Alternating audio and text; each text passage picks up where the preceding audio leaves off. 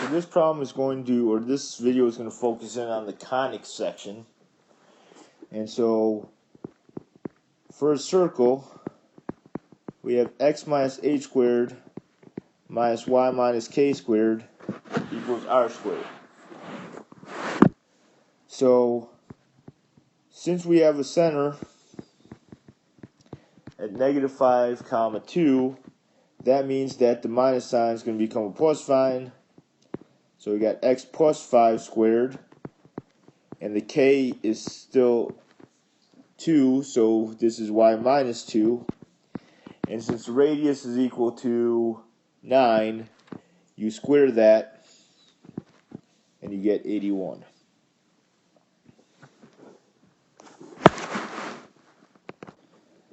For this one, we're asked to sketch the graph. So let's get some graph paper up here. And so what I'm going to do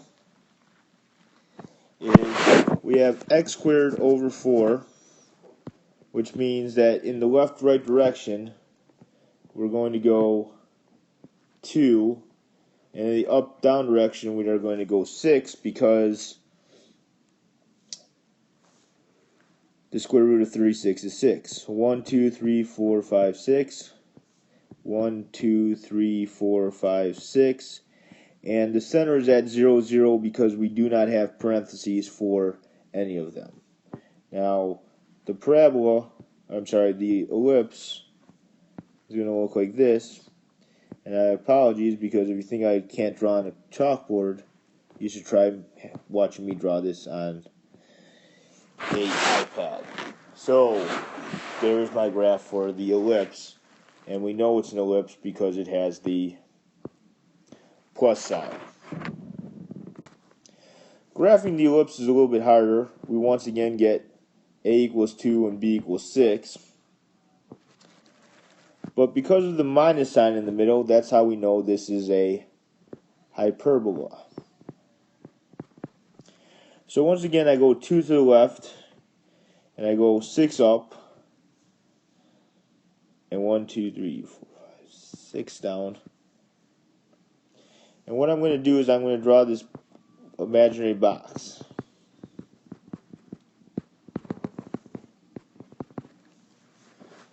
And after I draw this imaginary box, I'm going to draw a line right through the middle of this box. And I'm going to draw a line right through the middle of this box. And those are my asymptotes. Now, because the x comes first, this is going to go left and right. So there should be a point right here and a point right here, and it sort of comes in close to the asymptotes and then back out. Comes in close to the asymptotes and then back out. So there is your graph for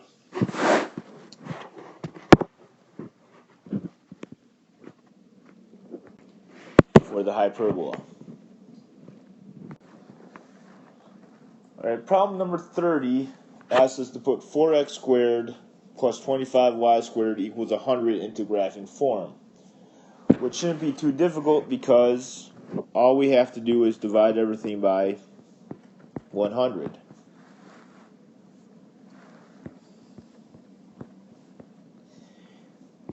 And so 100 divided by 4 is 25.